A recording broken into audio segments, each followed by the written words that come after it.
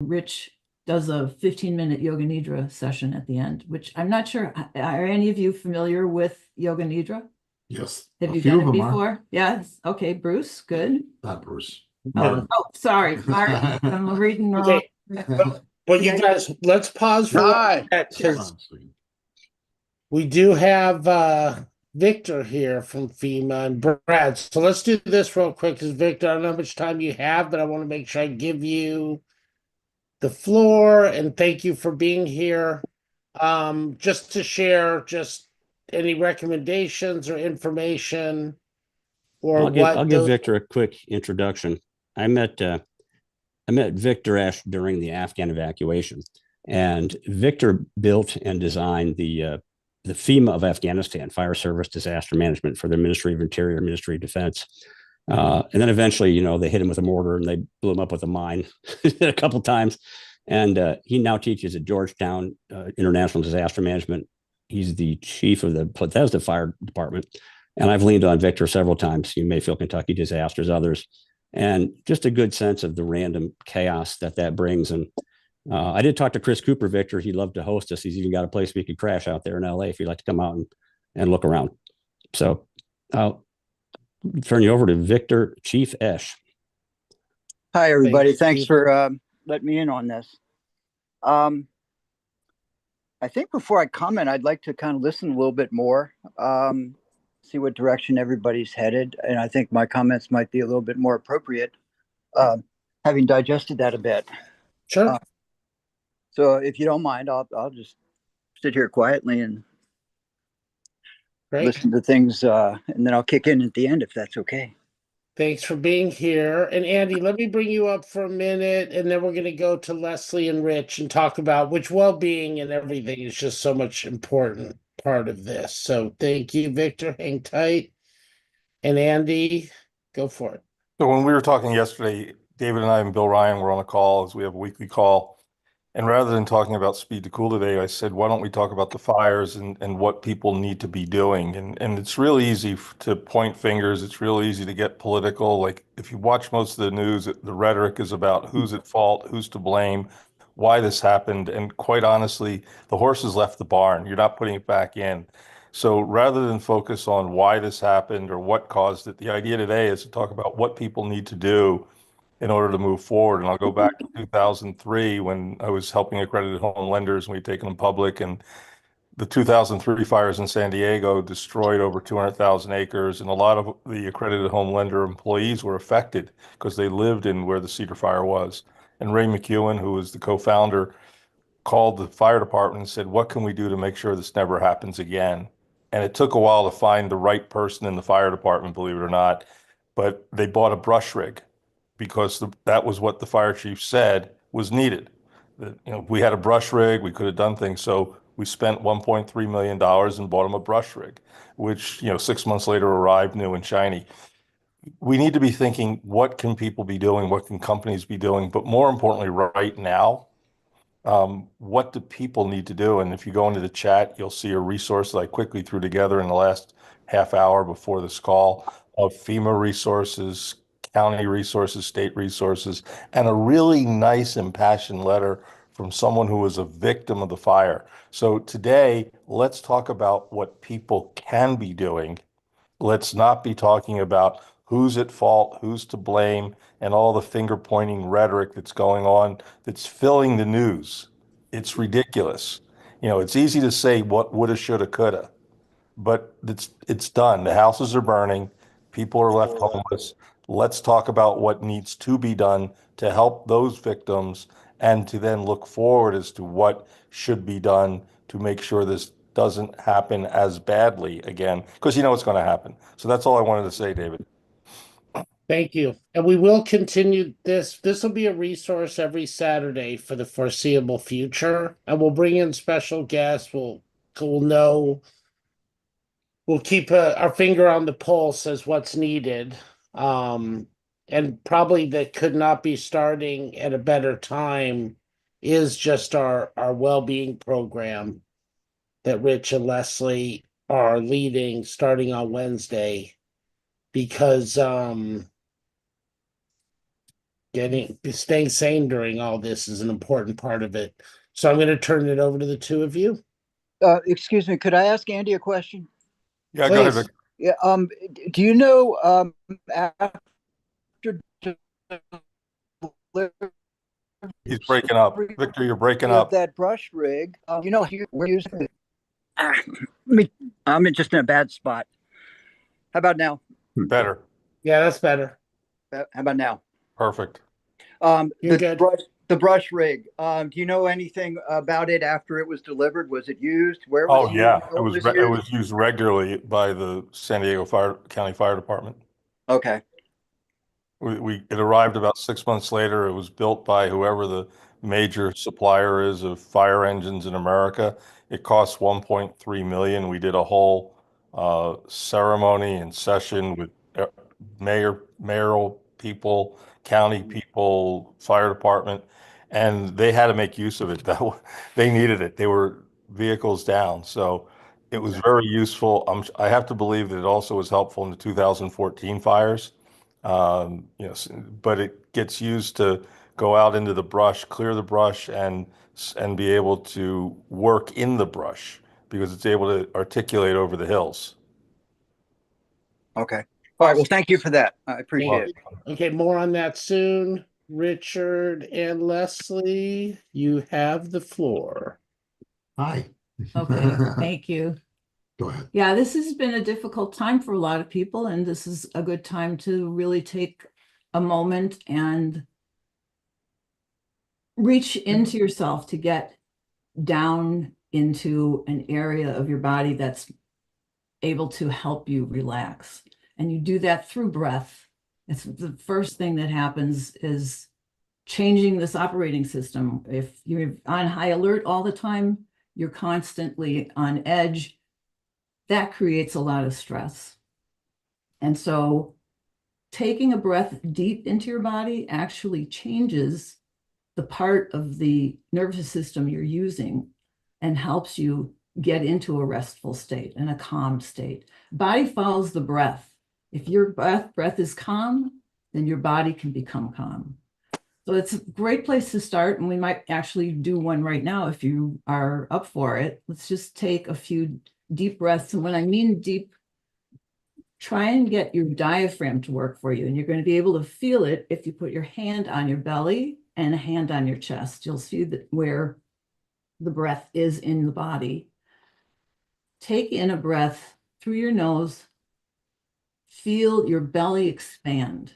Okay, so let's take in through the nose and see if you can feel the belly expand, and you'll feel maybe in the back too, it opens up, and then just release.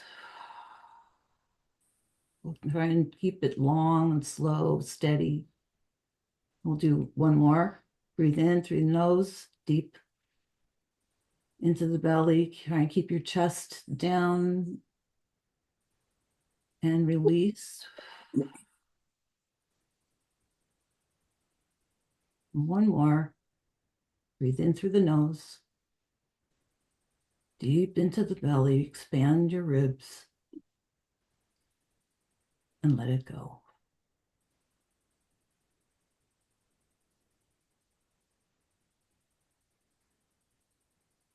I have a feeling you all are in a different state than when you started.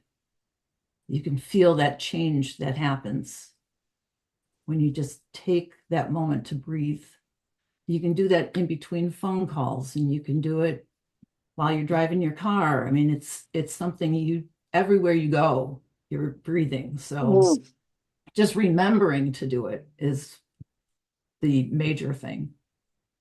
And then we go further and deeper, and we try to explain all the reasons why certain things that we're offering, certain techniques that we suggest are going to work for you. And meditation in general there's a lot of information that's happened based on studies, people who have been doing meditation for years, and they found that you're actually growing brain cells, your memory is improving, your sense of time management. So these are all things that are leadership oriented. And I think as we get older too, we all get concerned about our memory loss. This is a great thing to do. And I'm sure some of you do meditation already, right? Yes, great. So we do yoga nidra, and I wanted Rich to explain a little bit about that. I know some people did say they did it, or maybe you are familiar with it, but we'll kind of go into it. So Yoga Nidra started not that long ago in the 60s. It was put together by Swami Satyananda, who had taken ancient texts and sort of came up with his own whole system. And it's absolutely there's no religious connotations to it. It's just about relaxing and breathing. So you get into, and I do this every Saturday morning at 8 a.m. Pacific time for WITI. And what it is that you are relaxing your mind, you're slowing down your body, and that allows your body to repair itself. It allows your mind to repair itself. So this is a great thing to do during the day before you start working, after you come home. And yeah, it's a meditation. If you have sleep issues, it's a great thing to do. It takes you, this is one of the things about it that I find really amazing, given that there are so many different meditation techniques. This also helps you restore and conserve energy. So you're repairing, you're conserving energy, you're dealing with stress, you're helping yourself with anxiety issues, sleep issues. I think it's a very comprehensive way of meditating. And it's, I'm sorry, go ahead. Yeah, and we had restaurants which we retired from, and we worked. I wanted to ask you about that, Richard. Okay, we worked 20 hours a day. I mean, it was nonstop. We loved it, so it was, people go, it's so tough. It wasn't tough for us. We loved it.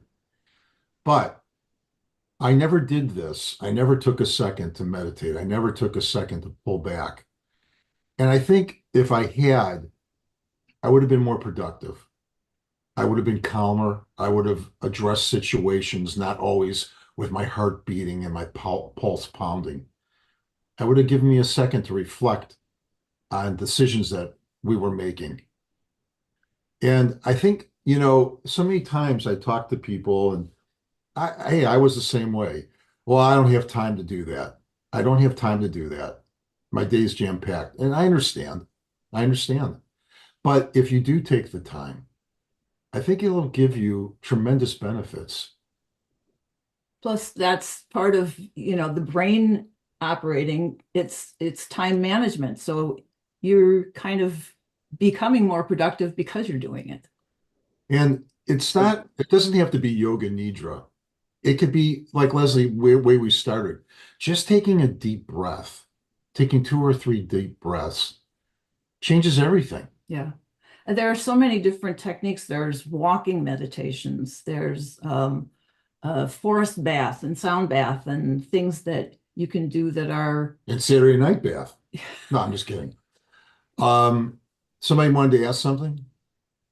Well, Brad had a question, and then but go for it. I'm curious, both of you. So you've had very successful restaurants, and like what you're talking about, restaurants are safe places. Oh, there he is. And I watched 2 people's restaurants burn down in the interviews on CNN. They felt guilty for letting their customers down, which is crazy. And Moonshadow and a couple others up in the Palisades I've eaten at. And what do you know about that? Or if you talk to any of those people, I mean, that's kind of like taking the soul out of it. It's a public space out of a community. It's almost homes. We opened our second restaurant. This was in 2000, and we were doing good. And then 9/11 hit, and I was at another restaurant which I closed because everybody was freaking out. And I was driving to the one that we had just opened to close it because I thought everybody'd be freaking out. There was a line out the door. People from the film industry had been let go early, and they all, not all of them, but they came there in a large crowd. And it changed the dynamic of the restaurant. From that point forward, our business just increased and increased. It was a meeting spot. It was a safe place to be. There's so many communities. I walk every morning in this canyon by our house called Fryman Canyon. There's a community of people I see every morning. The same thing with all of you. There's a community of people. You might see them at Starbucks. You might see them wherever. And it is important. The restaurants are more than just a place to have food. Yeah, no, there is a community center. The whole watering hole thing is definitely part of our sense of why we do it, that there's a place that we are able to help create community. And it's very difficult when the community doesn't have their place to go to. Yeah. We don't know the Moon Shadows Oh, people yeah. at all, so we haven't checked in. Plus, who knows where anybody is these days? That's part of it too. It's just so much people scattering and trying to figure out how to process all of this. We're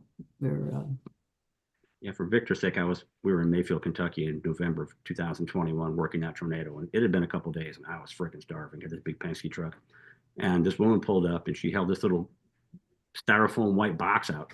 I'm like, I'm not hungry. She said, son, you need to sit down and eat. And she walked over and made me eat this burrito, and it was the best fucking burrito I've ever had.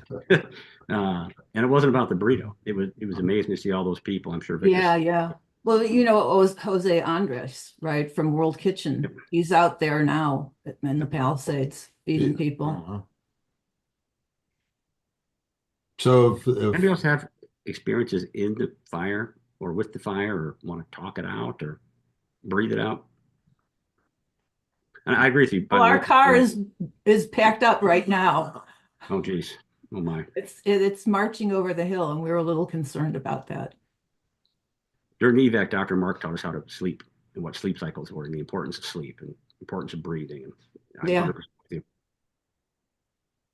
Yeah, so it is a place that we do try and use the tools that we've been passing on to other people. Brad, following up on all of that, I'm not familiar with the specific. You're still breaking up a bit, Victor. What was the place called? Moon Shadow? Moon Shadows on the shore. Yeah. Can you hear me now? I'm sorry. Yep, got you. So I don't know the particular venues there, but using that as the example, it may be gone, but you can establish, and that's what all these towns need to be reestablished, and it can be done as easily as just a roach coach or just somebody setting up a picnic table. Just give them someplace to go, someplace centralized where they can start getting their lives together and communicate with neighbors, and things will come together. What is it like? I can't read it. That's a big fire, David. Jesus, unbelievable. I don't know if you could hear any of that, but Yep, we heard you. Yeah, so one question, Victor, we talked a lot about in this in Mayfield is working with FEMA. So business owners, house owners, it's complicated. What's your experience in that for people here that have friends, and where do you go to get true advice and facts and get the benefits or services you need? Oh, you're on mute.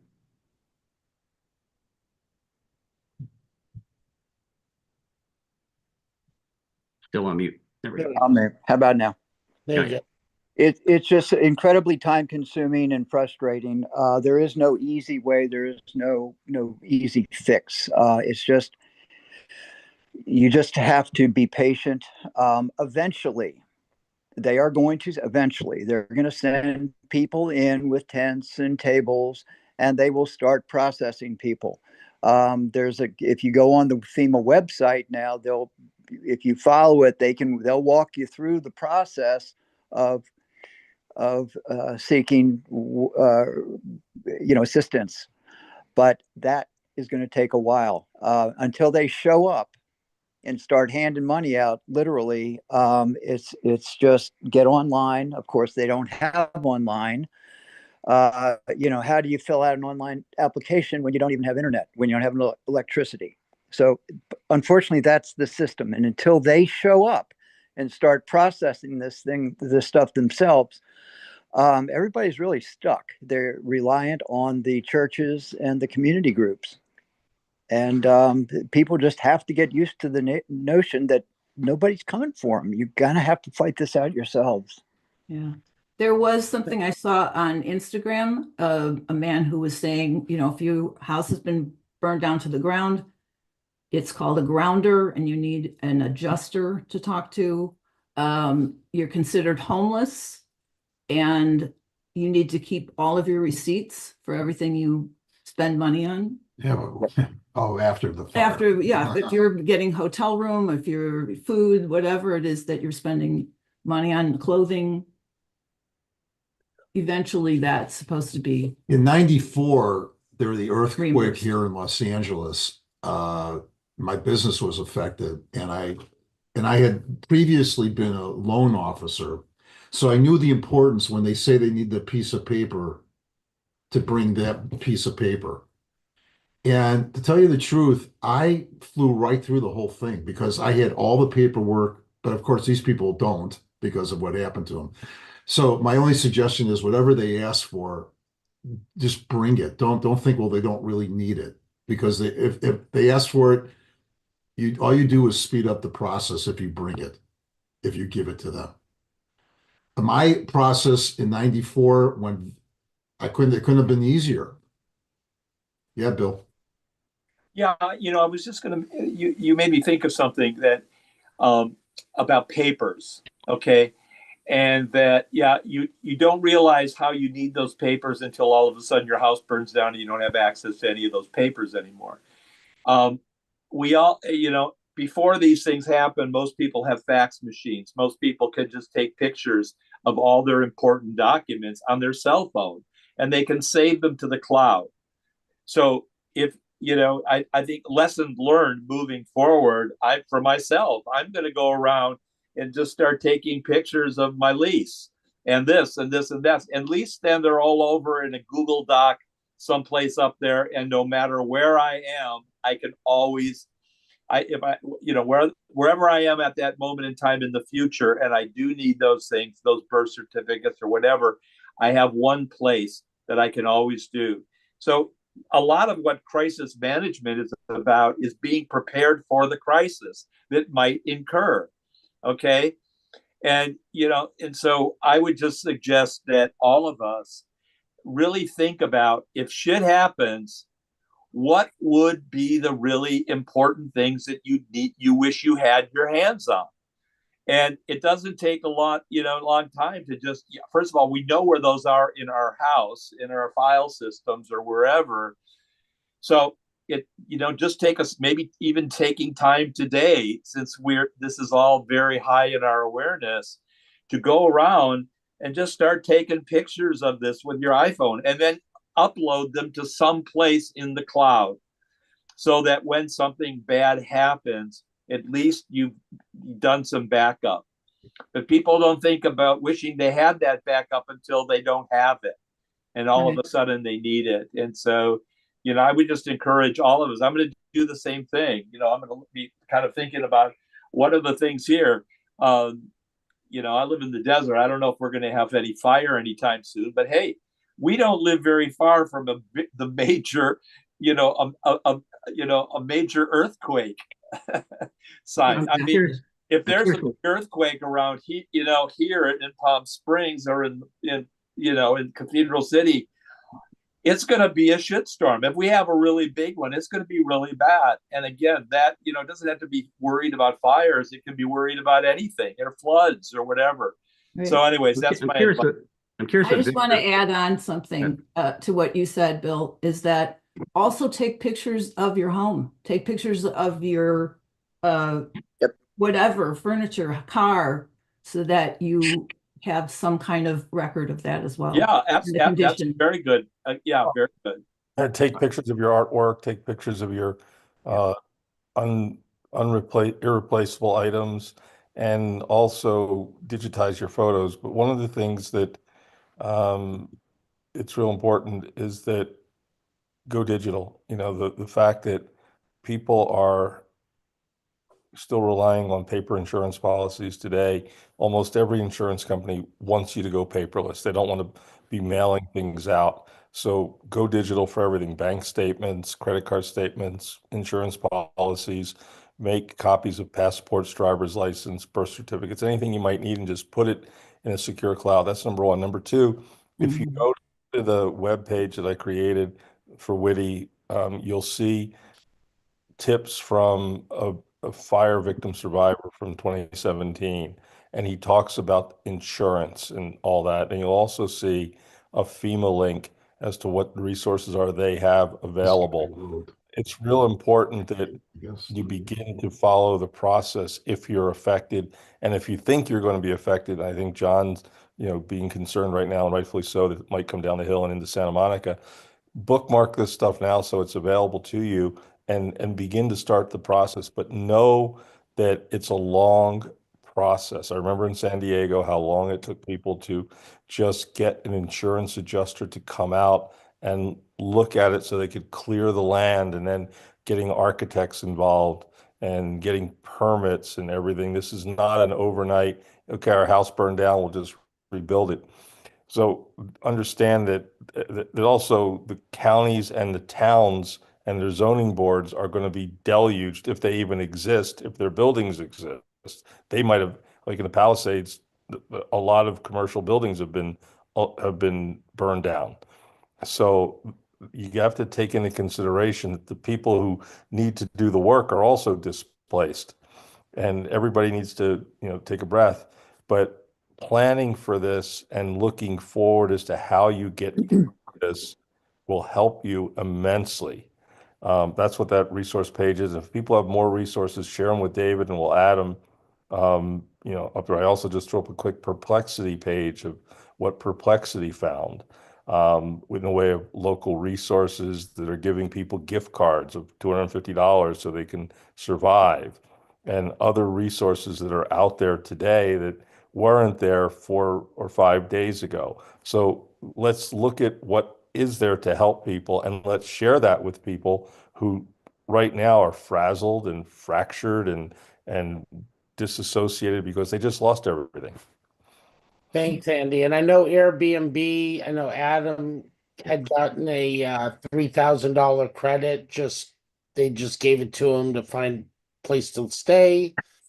I think there's other groups, but Brad or Victor and whoever else knows, I know I'm that curious, Victor.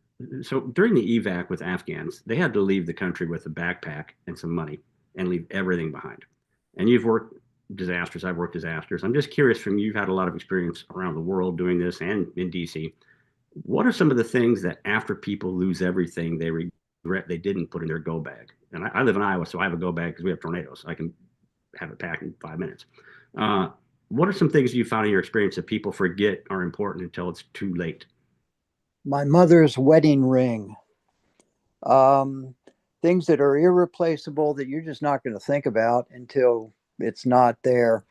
So you got to do a really deep dive and you can't do it when the storm is rolling down the hill on you or the water's rising. You got to do it now and think about it because it's going to take a while. But it's stuff like that. You can replace just what you can't replace. And sometimes it's photographs. So I wish I had this, but it's really, you can take more photographs. You can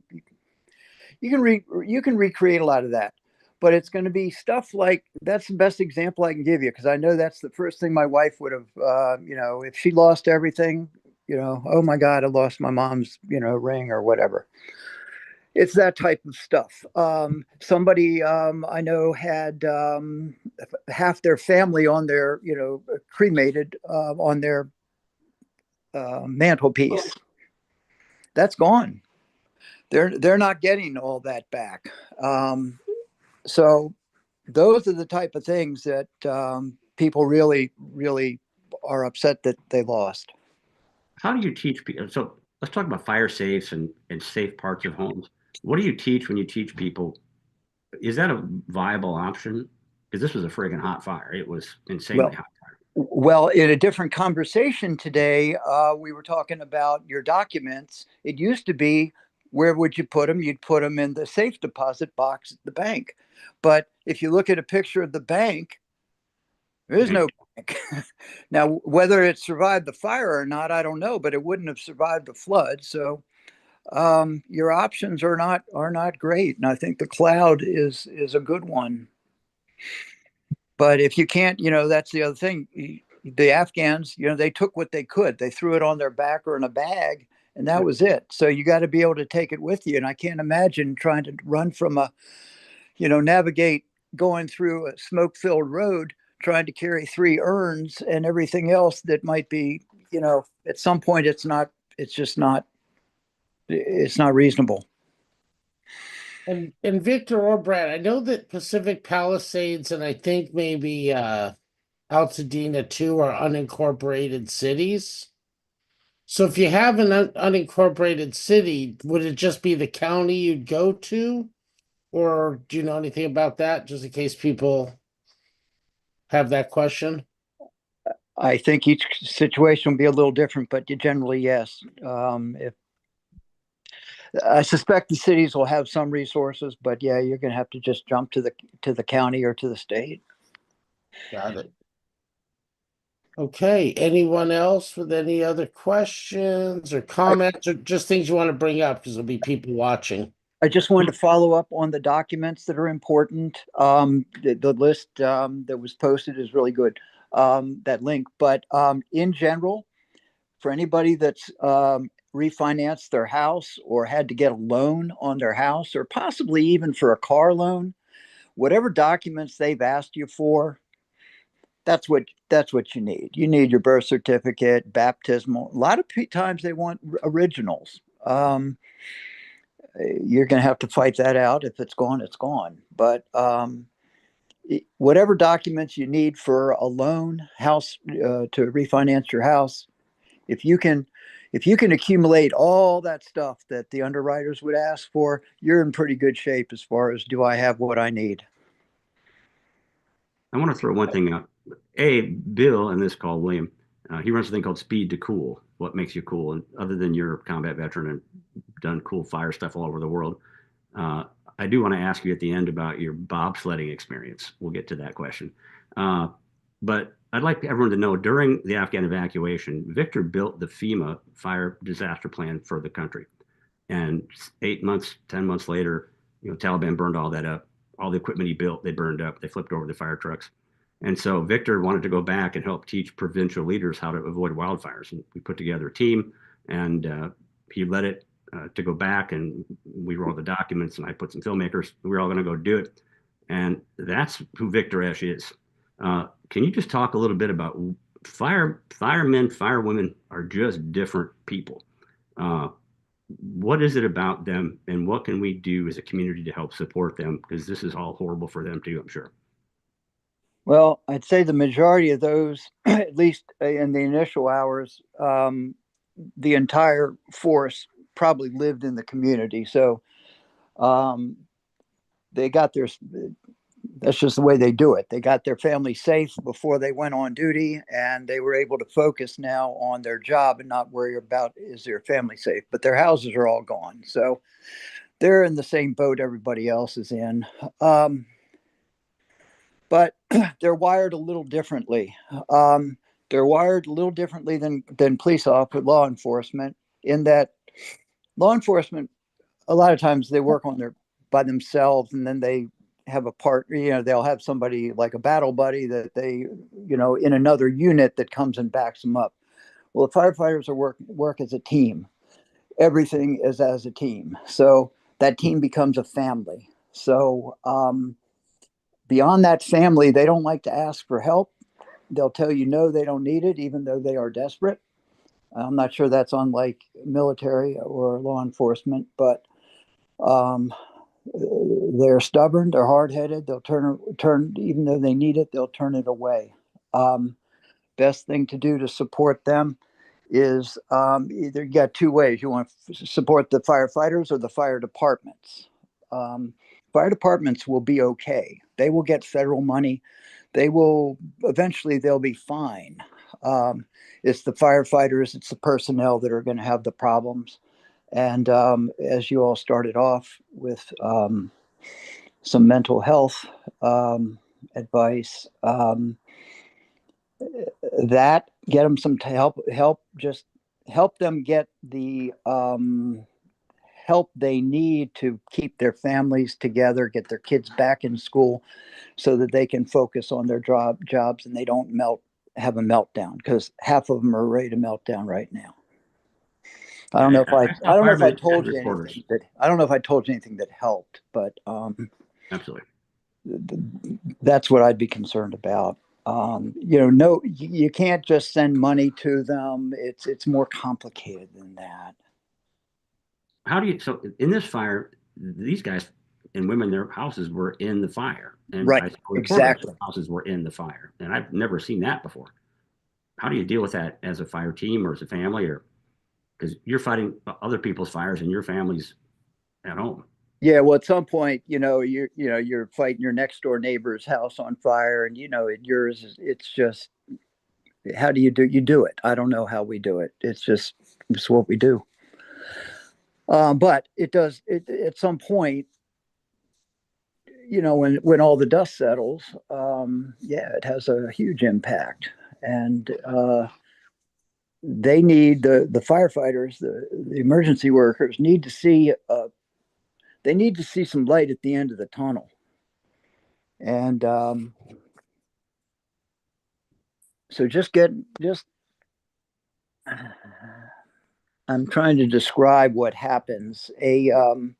What will happen? Try to paint a picture for. After all the dust settles and all the cameras go away, you sort of settle into your new reality, and that's when they need the help. After the cameras are gone, like we've been doing in North Carolina, there are some groups that continue to help support them, and often they're faith-based groups, but it is those groups that come in on day one. When FEMA shows up, they leave. When FEMA leaves, they come back. That's the type of help these people need. That's great. And thank you, John. That spreadsheet looks great. You put in the chat. So I'd encourage everybody to share that. There's some great information there. And maybe even Andy add it to your document. I don't know if you had a chance to look at it yet. So for a lighter note, before people may want to ask Victor questions, once we got into December and January and the whole evacuation nightmare and had done hundreds of cases, we had time to kind of take a breath. And it turned out everybody had a weird thing, like some kind of ridiculous thing in their life. And so, Victor, your ridiculous thing was the most ridiculous thing of all of them, as far as I'm concerned. What do you know about bobsled teams? When was that? It's like late 90s. One of my firefighters was an Olympic wannabe in the luge. And he was working out at the station trying to get ready. So I took an interest in it. And he says, "No, man, you don't want to do this." He said, "There's something really cool. It's called the skeleton sled." I said, "What's skeleton sled?" And he said, "Well, you have to be qualified on the bobsled, Olympic bobsled team as either a driver or a pusher. But once you're in the club," he said, "you need to check this thing out. It's a 100-pound lead sled, rides an inch off the ice on two runners, and it goes about 90 miles an hour. And you're going down head first." And I said, "Well, that sounded cool." So that's what I did for a couple years. I went up to Lake Placid. I qualified for the bobsled team. I raced with Herschel Walker. Back then, that was when he joined. But I raced skeleton sleds for a couple years before it was popular. Anybody have any questions for Victor while we have him here? And thank you, Victor, for making time for us. I know you're thank you, Victor. Carolina and Bethesda, you're packed full. No, actually, I am strongly considering headed to Los Angeles maybe in the next week or so. There's so much research that can be done. There's so much that can be gleaned out of this, as bad as it was, because nobody really does that. You know, all the talking heads will walk in, they'll all say you did this right or you did this wrong, but nobody really gets into it and understands it. They've done some documentaries on Paradise, but there hasn't been an official white paper or anything on the Paradise Fire. Can you talk about your work at Georgetown and your course at Georgetown on disaster management and what you're hoping to do with that? That was an international emergency management program that's focused on the Middle East. I focused my work on Afghanistan, but we did work in Qatar, Oman, Kuwait, a few other places like that. Are there nations that do a better job than we do in the U.S. in that world?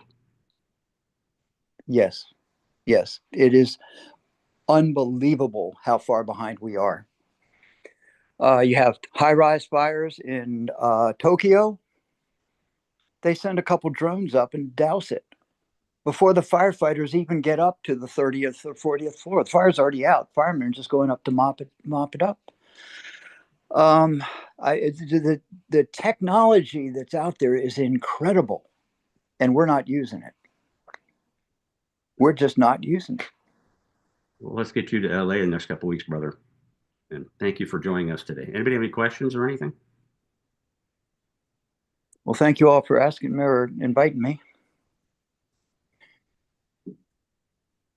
Yes, thank you, Victor. We'd love to invite you back. We're going to use our Saturday session just to bring in resources. And I think how we can help, as people are running into issues, using AI to fill out the forms and go down some of those, threads. I think just getting the information out will be important. So everybody, please share this with your communities. I have one thought. In fact, Brad and I have talked sort of on parallel lines previously on different topic, but unfortunately, what has just happened in California has affected some very well the movie community. Some very, very highly influential people have been affected directly, and it's when they speak out. If they speak out with the right message, rather than just being pissed off or somebody didn't do this, but if you can align them with you to send out the right message, that is extremely powerful. That's more powerful than you can if you made an your own ad or whatever. Right. So to that end, During Mayfield's get the right message out there, I think you've got a pretty good cast of people to send the message. One thing that I learned I love that. Victor, in the Mayfield tornado, when the mayor would come in or those different ministers and running those FEMA and non-FEMA sanctioned, safe places, they didn't even know what questions to ask. That's the point. That's the point. That's where you went, or somebody went wrong there. You got to have the right questions or have the person making the right statements. Let's look on that one. I see Richard's got his hands up. Yep. Or Leslie or Rich. Yeah, I just want to reiterate the idea that, people just watching the fires are as stressed out as the people who are going through it to a certain extent, because you are empathetically involved with it. And I know you do feel for everybody. And if that's the case, come and do some wellness techniques with us, because I think everybody needs it. And I think we function better. It's really important to continue to create communities, and we want to be a wellness community for anybody who needs it. So yes. Come on Wednesday and be part of that. And we hope and we pray for everybody all over, because we've got all kinds of things that are coming at us from a lot of different directions. For sure. And we do have, so we have the wellness circle that's starting Wednesday at noon Pacific, somatic healing at 5 p.m. Pacific every Wednesday. Ken Dubner, who I think, oh, there's Ken.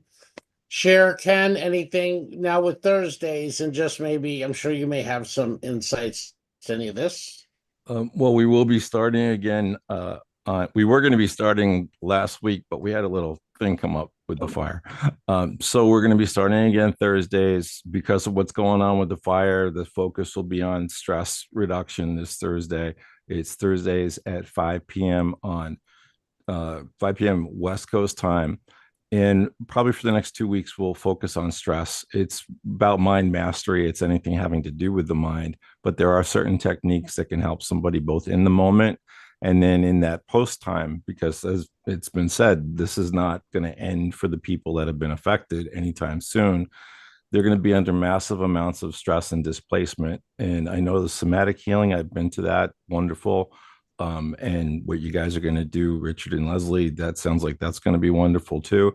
And we all, anybody that offers this offers it because we want to be there for people. That's why we do this shit. So please come down. If we can be of service to you, we would love to be.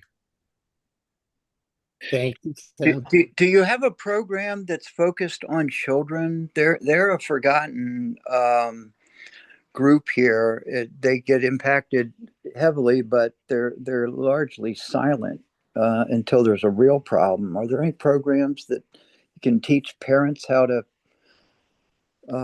help their kids? You know, Victor, I've never thought of that, and that shows what a blind spot it is. I don't know about Richard and Leslie or who the person is, the somatic. Um, I've I've never even thought of it because it's not my specialty. But if you know like a specific child or a specific situation, I can give you suggestions, one on one if you want to talk to me, because I do have some ideas having just heard that from you. Yeah, I don't have anything specific. It's just I know in general they're the silent majority that is just sort of tagging along behind mom and dad, listening to them and all their problems, and they don't have any way to release. Well, also part of it is when mom and dad are freaked out, the kids are freaked out. It's the same thing with dogs and cats, right? If one of the things I notice if I'm doing a hypnosis session with someone about stress is a lot of times the dog will fall asleep at their feet because the dog picks up on it. Well, our kids pick up on it just as well. And so if the parents can get as centered, or however you want to call it, as possible, that alone is going to make a huge difference, because your home is a big thing to a child, but the adult who takes care of you is the arbiter of whether you live or die. And that it is visceral. And if you see them and they are not in that place, you will not feel safe, no matter if you're in the best hotel, whatever. So they have to get themselves together. Thank you. But let's look into creating that, Ken, right? All right. Just a space. And people, I think kids could also come to, whether it's Rich's Yoga Nidra meditation or your session or any of them, but doing something specifically for kids, I think it's a great idea, Victor, right? Because I was just, after driving back from Vegas yesterday, 7-hour drive, and then just sitting and watching some of the game, just if I didn't have a house, like it takes it to a whole new level, right? And just scrambling and figuring it out. And There's a huge amount of power. Maybe it's one last thing, Victor. During the whole Afghan nightmare, the team, I call our quiet mice, our little circle of quiet mice steal the Taliban's cheese. The mice put together a network parallel to the efficacy of nation states and the freaking State Department. We did things they couldn't do. And so a group like this, David, that can just create a knowledge management pool of resources to share is hugely effective. totally. And thank you again to Andy for bringing this up on our call yesterday, starting it immediately. I was going to kind of wait until I got back and then settled in, but no one's waiting for anybody. And we have to, I'm glad that we did it right away. We'll continue. What lessons did you give Andy, Victor, from all the knowledge? Because you started a year before I started with your team at Georgetown, before I even knew Saber's family was in trouble. Well, this is a good example of what I was referring to when I said the groups that go in before FEMA and then, immediately, and then after FEMA and all the NGOs leave, then these groups come back in to help support. This is exactly what I was referring to. This sort of thing that you all are talking about right now. Yeah, I know Jay Roy was talking about HBO as a company that it sounded like it did a great job bringing organization and structure, but most people don't have that. They just have them and their neighbors, and and when the neighborhood's gone, then your entire infrastructure is gone. You don't have a collective wisdom pool or a person to tell you when you need to go to sleep. So those are things I'd love to work on that, David. Victor and I since have been talking about that for a year and a half, how to build tools to help do that for mayors and county supervisors and people that are between the people and the FEMA and don't really have any friends in any of that. They're either the bad guy or FEMA's trying to get them out of the way. And at the end of the day, when FEMA leaves, they have to carry the whole load and have to carry it. Fire chiefs, police chiefs, sheriffs, they take a beating. So it'd be great to build some resources for them. For sure. Jay, any thoughts on that? Yeah, I'll just speak to that on a couple levels. One, as we were being evacuated, what was very powerful, and to speak what Brad was saying, was just people reaching out to support, just sending me texts, calling me on the most basic human level. And as we were having conversations last night with friends in Encino and Tarzana, you could tell just having anybody give you some kind of advice and grounding is very emotional and very it just makes you feel like you're not in this alone. And as I was driving down Laurel Canyon, I was somewhat overwhelmed by the fact that so many people, because as the fire was breaking out here in the hills, it was on the news, and so people were seeing it in real time, and the overwhelming response on a very personal level was very like, wow, there's something greater than me watching out for me. I felt that, number one. Number two, the fact that the company had set up a support network with a hotline. And as I talked to, what was interesting is I went through the hotline, I called it and spoke to somebody, and then nobody called me back for a couple of 2.5 hours. Then I called back and engaged. And every time I talked to somebody, even though maybe somebody didn't call me back, the fact that there was somebody there to listen was incredibly powerful. And then finally, when I get to somebody and they said, okay, just stay on the line. We're going to get you a hotel room. And in 7 minutes, they had me in a hotel room. They had three nights hotel room booked. And it was just the fact that there was support there was very, very, it just made it feel like I wasn't in this by myself. And so when you all talk about this, and I think what I was struggling with yesterday was, okay, I'm back in my house. I'm finding out about more friends who now don't have houses. And I'm sitting here, and we had extended, actually, what was interesting, we extended the support from the company across all of our productions. So any cast or crew who doesn't have a home or whatever, the company has now extended our support lines to those people as well. So now you're looking at probably support for easily 60 to 80,000 people that the company's extended. And the feeling amongst even my colleagues to say, well, we kind of complain about management. We've completely flipped. Like this company now is like, we're like, okay, but it's the most basic, simple support. And I think that's what I'm trying to process now in real time is what can I do that's going to be meaningful, and where do I even start in terms of that support? So right now I'm just texting people. My wife and I are texting people in real time. How are you? What's going on? Do you need help?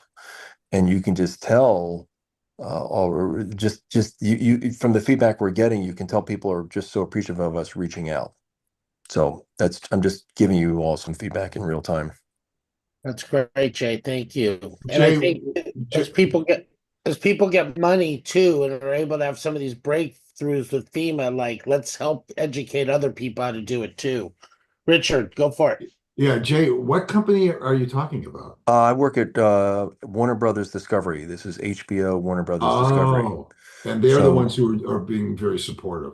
Yes, yes. And Okay. I heard that Disney had announced $15 million in support yesterday. I expect that our company will be announcing support that I suspect is going out to the community. Um, Again, though, I think one of the things I remember when the Maui fire happened, I was in a situation because we had done a production in Maui, and it was and I called down there over it. I said, well, where is it going to be most effective? And I think there's always that situation of just giving something to Red Cross as opposed to certain organizations who are hyper focused in terms of very specific, I want to know that this money is going to actually make a difference to people. So that's always an issue when you start to deal with corporations and larger amounts of money. I you know, Thank you, Dave. Thanks for being here today.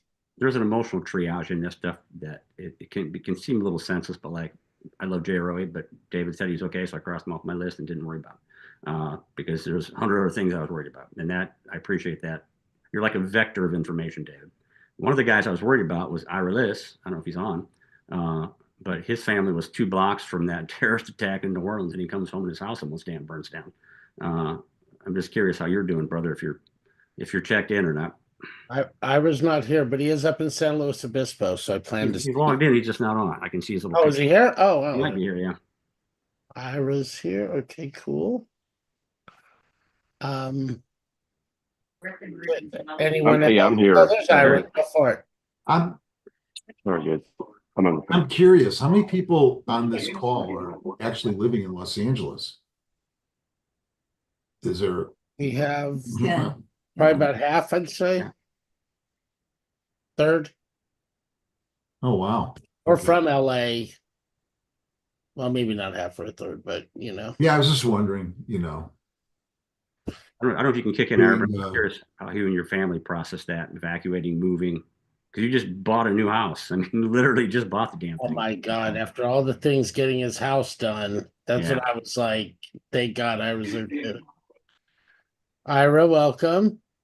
Thanks, guys. Or actually, I know that I'm in WITI now, and I'm sorry that I don't have my camera on. I'm just I'm out of my usual turret from which I report, and I mean, I have my own story to tell, and we're it's all still in the midst of it, and frankly, no one really knows where this is ultimately going. So things like whether or not our house, which is currently safe and is a place for people to take refuge during the emergency state right now, is something that we can offer people, but not just willy-nilly. And so like we're having to make decisions about who really needs it right now.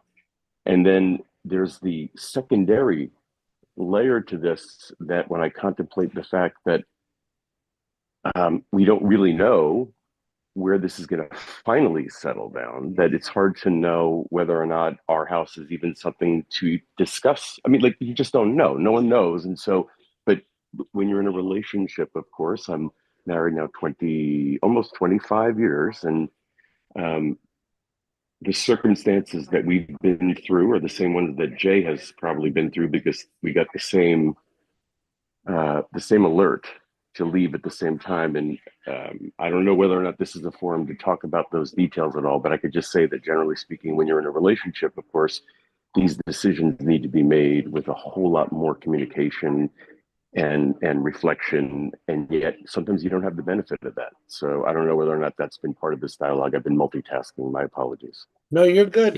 Ira, How was the process? How was that notification process, Ira? And did you feel prepared when it came, or did you feel like, oh my, what the heck? Well, I think so much of these systems that are put in place that we'd like to rely on that do have an incredible value. I've gone through my life knowing that they are all flawed. Like, that was told to stay put in the South Tower while the North Tower was on fire in the World Trade Center. And he, on instinct, just decided to leave, and everybody in this company died. And you have these warning signals that we get, and while they are in some ways, I think, lines of demarcation around what your thought might be, if you're smart enough not smart enough. It's an instinctive thing. You have to respond to what your full body and mind is telling you in relationship to other people that you need to stand by, in relationship to that which you must protect. And some people did hose down houses around themselves and managed to save their home while everyone else on the block didn't. And so you say to yourself, okay, where are you going to go back to?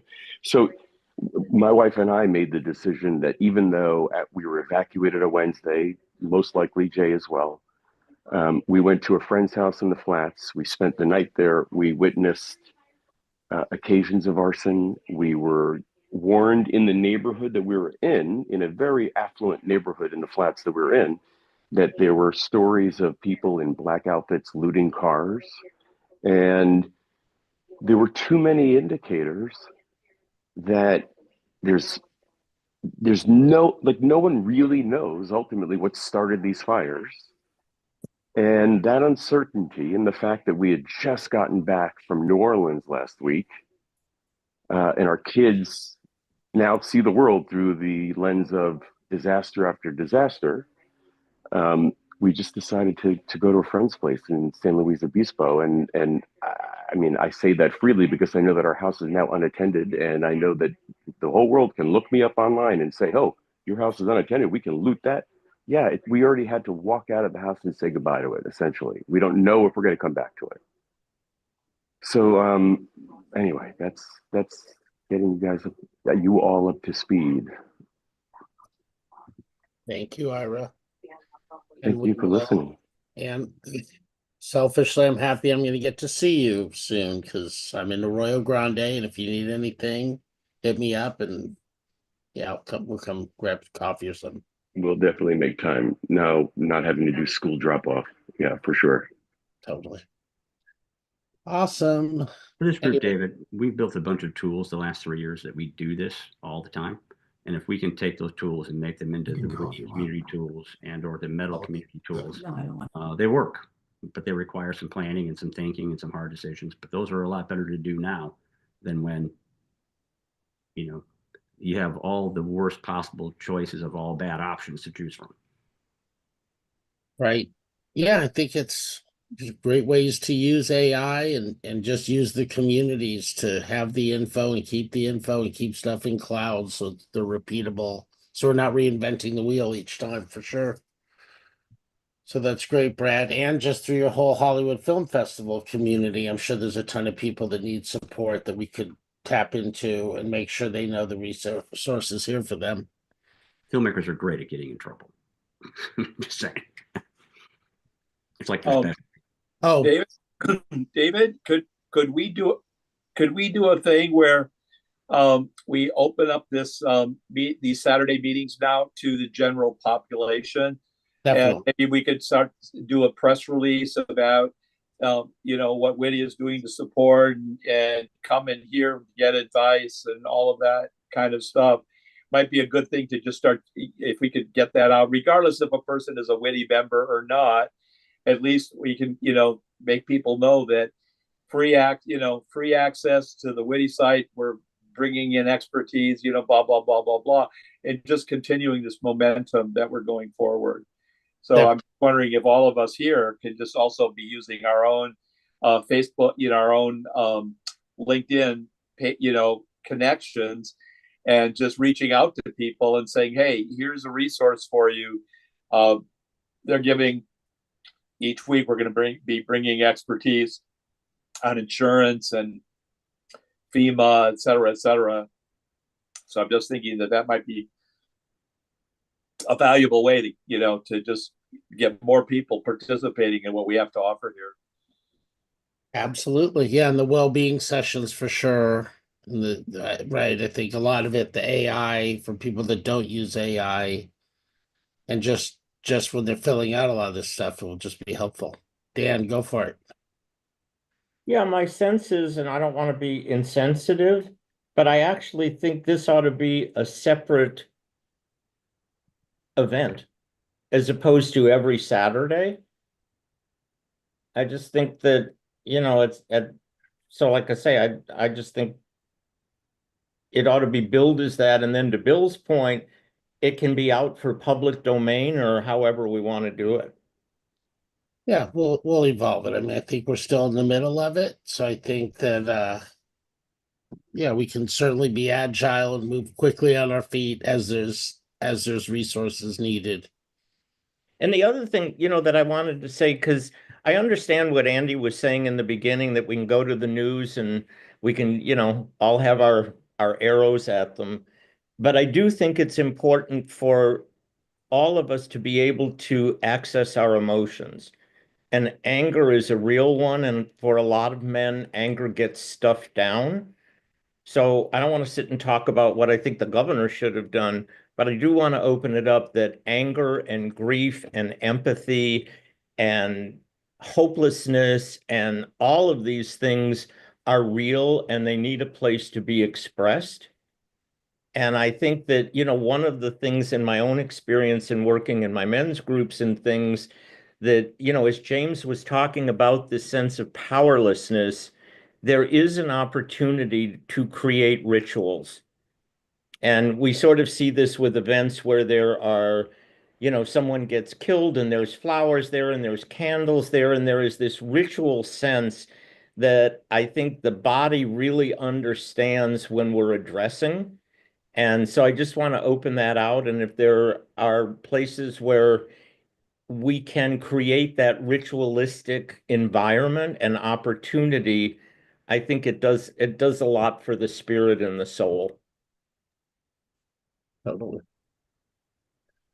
Just need Okay. to warn everyone though about that damn Ken Dubner sorcery. So a week ago, Ken finally got me to like the ketamine PTS therapy and everything. I should maybe get in touch with my emotional self. And I've been crying at stupid cat videos all damn week, Ken. So just beware of Ken Dubner's sorcery powers because he will make you be emotional whether you damn want to or not. But So it's the Yeah. first time you've cried in how long, bro? long time I think since August, since it November speaks 2021. it And speaks to and exactly what Dan was saying, that we, men especially, but many women also, but especially guys who do the kind of stuff that you do, where you have to put your emotions away, don't have a way of taking them back out, and it kills you. the emotion and the tears are actually healing, but also what the tears in my experience for myself is the level of anger that the tears actually put the fire out. And that's a part of the healing. So, and for most of us guys, we're don't complain, don't cry, don't show your emotions, stuff it, blah, blah, blah, blah. It's not healthy. And so what Richard and Leslie are doing is really an opening, because for me, what's called the body keeps the score. And when I'm not in my body, I defer to my conditioning. And my conditioning is where the mind makes up all this stupid shit that's not real, right? And it creates a lot of story and it creates a lot of anxiety. And so the more I can be in my body and particularly in my heart space. So if you just think about being in your heart space, is your heart space closed or is it open? Is it dark or is there light coming from it? Does it seem pliable or is it hard? If you get in touch with the breathing part, you get a state change of moving from sympathetic, which is where you get all the anxiety and the fight, flight, freeze, and you move to a parasympathetic, and that's where the body and brain actually align. And now you've got a whole different way of dealing with the stress and anxiety and all of that kind of thing. So there are some real things that we can do to help support others. Um, and I think the biggest thing is not to be in denial. It's actually to be in the emotion. I'll leave it there. I told Ken there's a Um, very Hey, Jay, go for it. yeah, I'd love to share. So after the evacuation Wednesday night, I was at my son's house and the all clear order came up at 7:30 a.m., which is when the breathing group starts. And so I was very determined to be able to get back to my house so I could breathe with the metal breathing group. And as I was in the car and connected, as soon as I connected into the Zoom and started talking to people, I started tearing up, and it was completely spontaneous. I then got in my house and I just sat and breathed with the breathing group. And then when I came out of the breathing and we started to talk, I said, guys, I'm not sure what's going to happen here. And I started to cry, and it triggered a couple of other people crying. And we were actually meditating for rain, and it was the metaphor of the tears was quite significant. And then we chatted for 15, 20 minutes, and it was incredibly powerful. So, and I think it was the fact that I come to the breathing group, which is now a pretty ritualistic thing for me, Monday through Friday. So Richard and Leslie, it definitely makes a difference. And when I breathe in the morning, the way I approach the rest of the day is very significantly different. But it was fascinating, even for me. I was like, where is this coming from? And it allowed it to come out. So I just wanted to just share that. Thank you. Thank you. Yeah, we should start some daily Wim Hof at WITI. I told Anyone Ken else on a like to call- share? I told Ken on a call last week that there's a very small, dark place between fear and despair and rage. I know damn well Victor's been through that. And I had to go in that place for a couple of years after the Hollywood mess to keep my family safe. And being I was already freaking there, I might as well go back to the old job and help in Afghanistan. And I thought I was through that. And I thought the rage part was gone, Ken, until last week. So, it's hard to know when you're there or not there. And so what Ken is saying, and I'm sure what Richard and his wife are saying, or Jay's saying, you know, thank you guys, because that's important to do. Yes, and we talked about kids, Ira, before you came on. Uh, and Victor was talking about all the kids that don't know how to process that. And so that would be cool to solve that, because I know an awful lot of little Afghan kids that I'm sure still haven't processed it. I know a lot of guys from, you know, Somalia, the Lost Boys, that still haven't processed it. So that was 20 years ago. So thanks, Ken, even though you're a big jerk for all the freaking cat video crying, brother. I think one of the things too, because I think there was a question about, well, what do you do with the kids? And I think one of the things you do with the kids is to be honest. And you know what? This is going on, and I feel some fear and I feel some anger about it. And you don't overload them, but by being honest and having the conversation, it opens up permission, right? And then to be able to say, and what's going on with you? And they may say nothing, and that would be okay. And then you might wait a little while and say a little bit more and say, well, has anything changed? And it's just to have the dialogue, I think is important. And the other thing is give them hugs. That physical touch means so much, right? So you might just sit on the couch together, and you might even just be in silence. And eventually they will speak. Silence is a really powerful tool. Another way to process into that with children is to start with yourself. Being honest about, this is how I'm feeling. This is what's going on for me. How are you guys doing it? So if they feel, children feel a connection, even if that there's sorrow involved, at least they feel a part of that sorrow. So I would just, encourage people that are in that situation to just be honest with their own feelings, not trying to suppress it, because that you then give the example of how to share that and how to process that through for the kids. Well, what Ken taught me is there's tools for that. And I've used a couple of them this week that Ken showed me. How to distance yourself and look at yourself through a different perspective. And it makes a huge difference to get out of your own way. And I do that all the time with the people we work with. I never put my own perspective in there, except my own damn life. And then it is all your perspective. And so there are tools that Ken does very well. It's like sorcery. It literally helps give you that little space to break out, or just to recognize that you're in that space in the first place. I'd like to add. Can I say something? Can I ask a question? Yep. I actually want to make a comment, right? In terms of, the fires, the devastation that's taking place, it's the trauma that so many people are experiencing, adults and children alike, right? But one of the things that I that I had to kind of help brothers understand and wrestle with when I was inside was during the COVID while I was incarcerated, right? Which was the worst time of my entire 55 years of existence, was during COVID-19 being in prison. And one of the things I would hear people complain about outside is what is it, oh, we feel like we're in prison because we're locked in the house all day. We feel like we're in solitude, we're in solitary confinement. And it would anger me so much because they have no clue about what it's like to be in solitary confinement. But it also, I found that um, for far too long, our identity has been attached to stuff. Who we are has been attached to what we have. And I think that when we experience tragedy, there is a silver lining in that we can say to young people as well as to adults, because we're creatures of habits as well. We can say, well, you're okay despite not having the things that you once had, because all of that stuff can be regained. Life is priceless. Wherever there's hope, there's life.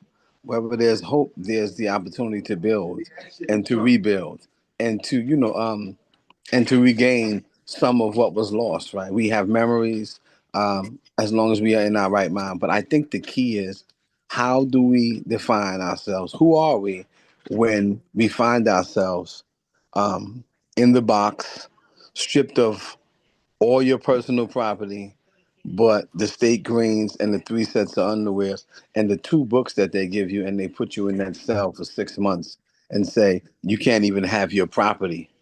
You can't even have your soap, your photos, and none of that other stuff, because that's what they do inside, right? So who are you? And when you look in the mirror, you have to decide who you are. Who is that person? So I think it helps you find out the depths of who you are on a real level, as opposed to the attachment that we have to stuff that oftentimes define who we are. And I just wanted to share that because I think that's important to always remember, that who we are is not defined by what we have or where we are in life, right? Because you can always wake up and love what you see when you look in that mirror. That's a choice that you make. Thank you. We talked over breakfast, Bruce, about, I kind of referred to my last couple of years in Hollywood as a prison sentence of my own making, and it was just easier to stay in the damn cell because then I could get shit done. I think that's what you talked about, Victor. So there's some pretty powerful truth in there. Don't let yourself get stuck in that place. Absolutely. Absolutely. The logotherapy tells us we still have the ability to decide what choices we want to make in that very crucial moment, who we want to be in that moment. For sure. Right? I mean, a lot of similar. Just like I brought up earlier, that you know is who some people decide that they want to be during the course of this tragedy. Do I want to get out there and say I want to participate and be a part of helping to fight the problem? Right? You got hundreds and hundreds of incarcerated juveniles, formerly incarcerated adults and juveniles that are out there fighting the fire right now as we speak. Right. Hundreds of them, right? Some are forced, and some say, instead of just sitting back in the cell and doing nothing, let me be a wounded healer. I may be wounded, right? But let me try to heal somebody else in the process. Well, then there's no path to become a fireman for real when it's done, which is insane. When I just heard the fire chief talk about we need more firemen in LA. Right? And many of these people are doing so without any skills. And that's the part that no one's talking about. Many of these young black and brown and these, former essays and former gang members that are sitting in prisons that have many who have transformed their lives. They're doing this not with any training, and oftentimes being deprived of the opportunity to pursue a career in firefighting upon release. So you're good enough to fight while you're in that cell, but you ain't good enough to fight when you come out. I'll connect you to Bruce, Victor. You guys might have an interesting conversation about CAL FIRE and how that works. Yeah, and I think, and it's so similar with Bruce being wrongfully convicted and all of a sudden just pulled from his life. And then with the people that just have had the fires take everything away, it's just very, right, Bruce? I mean, what you had to go through to just change your mindset, and just like Absolutely. they have to instantly. That's right. You know, and when I wake up in the morning, sometimes it's just a letter in a sentence. I don't gotta go to work. I get to go to work today. Yeah. I get to wake up and go to work because somebody didn't wake up this morning. Because somebody's waking up in a penitentiary, having to go to program or having to put down for child. I get to go make eggs, bacon. I get to go work. I get to go. It's a privilege Yep. that oftentimes we take for granted, Totally. right? Absolutely. And we often take life for granted because we connect it to stuff. So if we don't have this stuff, we feel devalued. So during COVID or during the COVID crisis, when people were, taking their own lives, or when they lost everything through countless means, right? Or whether it was through the bank crisis or whatever it may have been, people losing. They say, "Well, I'm gonna take my life," because your life is defined by what you have, and we are so much more than that. We're so much more than that. Our humanity connects us on a much deeper level. Absolutely. Hey, David, can getting on the thing about the children, because I've been thinking about that since you guys asked me. There's another thing that parents can do for their kids. And when we're in a crisis, I call it we're in a bubble. We're in a bubble of time. And it's like a reflective bubble. We can't see past the crisis. There is no tomorrow. This is also what depression taught me. You have to be able to understand that even though you can't see outside the bubble, there is an after the bubble. The bubble will pop. There will be another time. And kids, as much as they want to be loved, we're born wanting to be safe before we know what love is. And for a parent to say, as Dan said, hey, you know what? I'm scared right now. Here's how I'm dealing with it. How are you dealing? But also to say, I'm scared right now. We're in a challenge, but there is an after this. And by the way, in life, honey, there's going to be other situations where we're in it and then there's an after. And you always have to remember there's going to be an after. Bruce, you're the only person that could have said to me, hey, fuck you. There is no after. I'm here for life.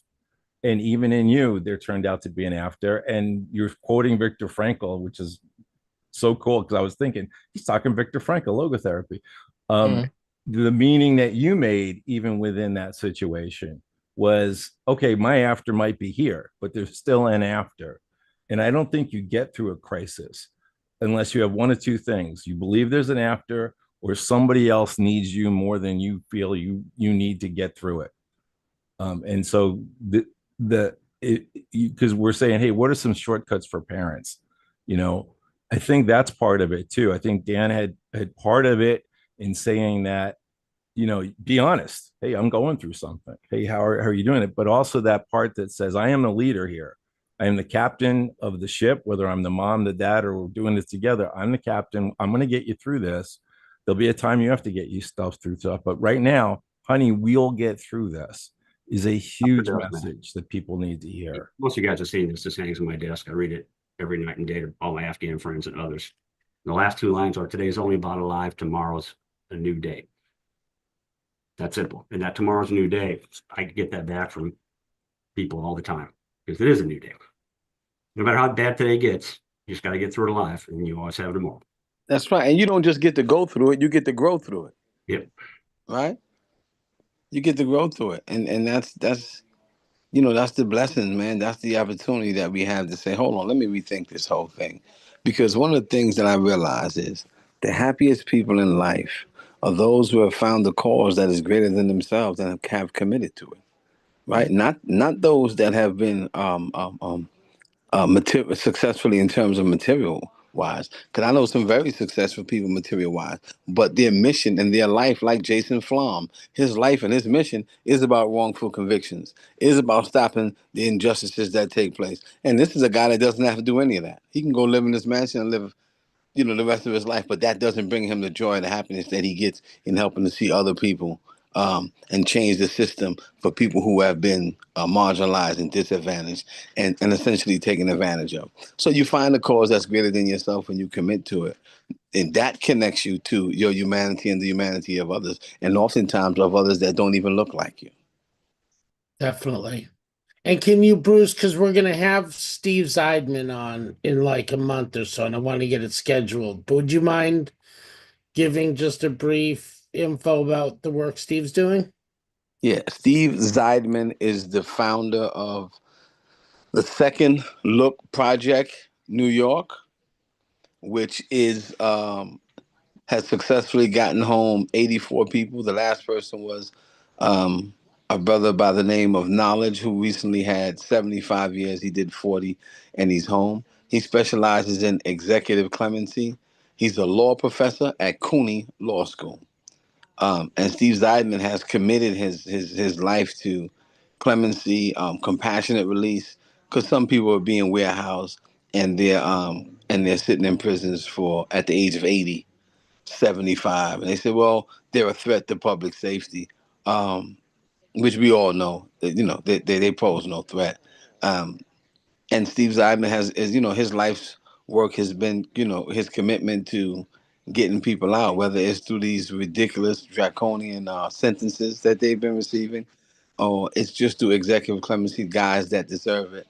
And there's actually a little documentary on him. Did I send it to you, Dave? I don't think you did.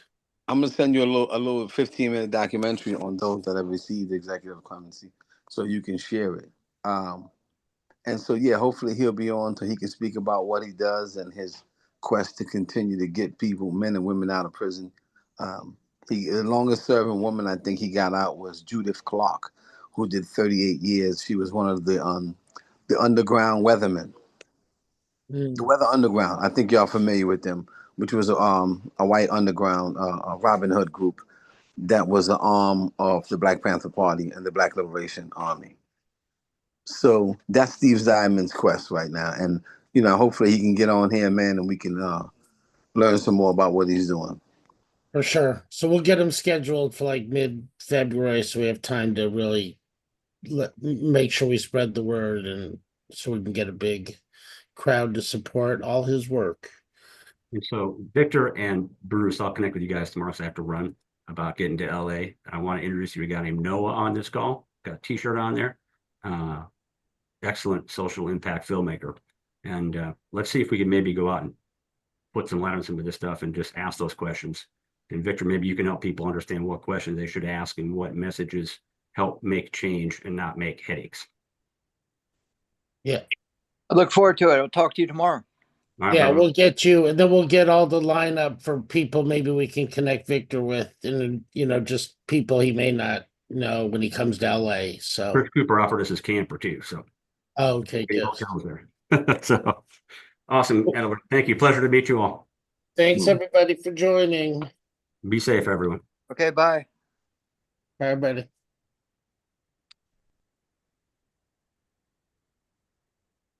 Anyone else? I think we'll shut it down. It's been I sent it to you.